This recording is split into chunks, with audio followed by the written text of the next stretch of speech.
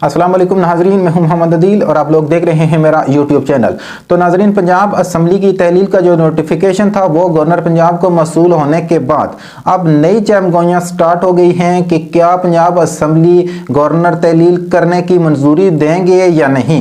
क्या PDM या मुस्लिम league नून जो है वो इसको अदालत में चैलेंज करेगी भी या नहीं। तो इन सारे के सारे सिनेरियो के ऊपर अब बात करता हूँ। तो इससे पहले अगर आप लोगों ने मेरे चैनल को सब्सक्राइब नहीं किया हुआ तो प्लीज़ मेरे चैनल को सब्सक्राइब कर लें। तो नाजरीन, जहां तक बात थी जी कि पंजाब असम्बली की तहलील की, तो वो गुज़िश्ता रोज़ जो है वज़ीर आला पंजाब परवेज़ इलाही साहब ने पंजाब असम्बली की तहलील जो थी उसका नोटिफिकेशन जो है वो समरी जो थी वो गवर्नर को भिजवा दी थी और गवर्नर ने भी उसकी तस्दीक कर दी थी कि वो समरी अब मेरे पास पहुंच चुकी है। तो 24 घंटे का 48 घंटे का जो टाइम होता है गवर्नर के पास, तो 24 घंटे इस वक्त गुजर चुके हैं। मजीद जो 24 घंटे रहते हैं उसके अंदर अगर तो गवर्नर साहब जो है वो इस जो समरी आई थी इसके अप्रूवल कर देते हैं, पंजाब असम्बली तहलील कर देते हैं तो मामला ख़त्म हो जाएगा। अगर वह नहीं करते तो खुद ब खुद जो है 48 घंटे के बाद पंजाब असम्बली तहलील ही तसव्वुर की जाएगी। लेकिन अब मसला यह था कि आज PDM की जो गवर्नमेंट थी, आसिफ अली जरदारी साहब ने भी उनको मशवरा दिया था कि आप इसको कोर्ट में ले जाएं। तो आज वो कोर्ट में भी इस चीज़ को लेकर गए थे, लेकिन लाहौर हाई कोर्ट ने उनकी एक भी ना सुनी और उनकी तमाम की तमाम जितनी भी पिटिशनें थी उनको रद्द कर दिया। क्योंकि लाहौर हाई कोर्ट तो वाजिया ही हर चीज़ पहले बता चुकी थी। क्योंकि जहाँ तक बात है जी कि असम्बली को रोकने के इनके पास 3-4 ऑप्शन थे। एक तो ये था कि ये कोर्ट में चले जाएं, कोर्ट इनको रिलीफ दे दे। लेकिन कोर्ट भी इस मामले को तब रिलीफ देती है कि अगर गवर्नर की जो अहकामात थे या परवेज़ इलाही जो थे वज़ीर आला, उनके खिलाफ अदम एतमाद आए या एतमाद का वोट, अगर वो इस चीज़ के ऊपर वोट नहीं लेते तो फिर जो है वो गवर्नर अपना आईनी इख्तियार इस्तेमाल करके असम्बली को तहलील कर सकता था।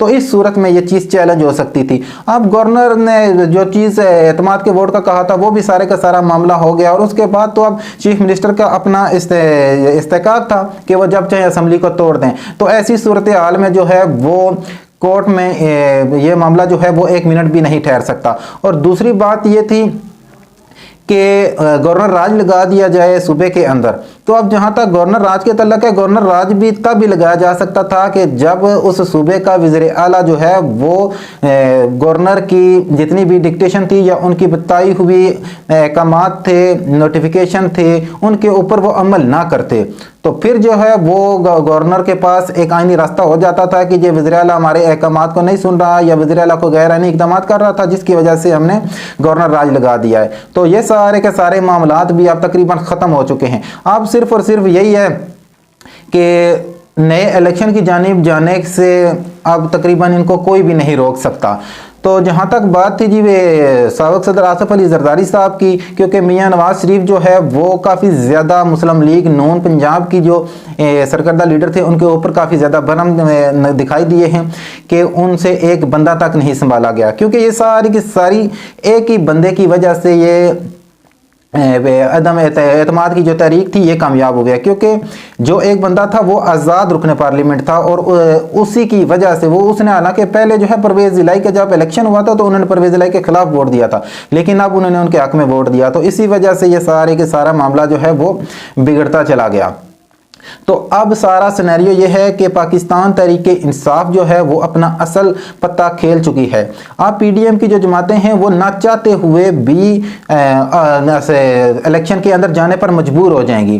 क्योंकि एक तरफ तो ये पंजाब असम्बली का मामला चल रहा था और दूसरी जानिब सिंध के अंदर जो बल्दियाती इंतखाबात का मसला था, खास तौर के ऊपर हैदराबाद और कराची के अंदर, वो कल जो पाकिस्तान पीपल्स पार्टी ने जो है वो इसको रुकवाने के लिए इलेक्शन कमीशन के अंदर दरख्वास्त भी दायर कर दी थी। क्योंकि MQM और पीपल्स पार्टी दोनों नहीं चाहती थी कि इस वक्त सिंध में बिलखसूस कराची और हैदराबाद के अंदर इलेक्शन हो, क्योंकि उनको अपनी जो शिकस्त थी वो वाजिया नज़र आ चुकी थी।